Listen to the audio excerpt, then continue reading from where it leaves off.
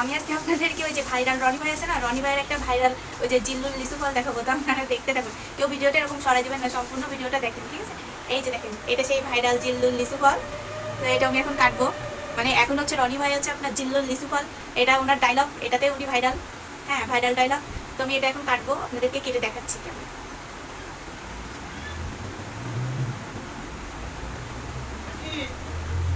হ্যাঁ, এই যে দেখেন ভাইরাল জিল্লুল লিচু ফল, এর ভিতরে দেখেন কেমন হয়েছে।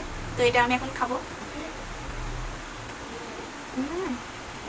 মিষ্টি আছে প্রচুর, আমি বলছিলাম মিষ্টি আছে। আমি একবার ঢাকা থেকে কিনে গেছিলাম, কাঁচা ছিল, বেশি একটা ভালো লাগেনি, কিন্তু এটা অনেক সুন্দর। তো এটার নাম হচ্ছে কি জানি, দোকানদার বললো সাম্মাম নাকি একটা নাম বললো, তো আমি এটার নাম দিছি হচ্ছে আপনার ভাইরাল কি বলে, কি একটা নাম দিছে রনি ভাই, জিল্লুল লিচু ফল। তো এটার নাম দিছি আমি জিল্লুল লিচু ফল। তো সবাই ঠিক আছে, এটা একবার হলেও খাবেন, টেস্ট অনেক, কিন্তু পাকা পাকাতাই কিনবেন, এরকম পাকাতাই আমাদের বাজারে প্রচুর পরিমাণে উঠছে। ঠান্ডা এটা অনেক ভালো ফল, ঠান্ডা ঠান্ডা।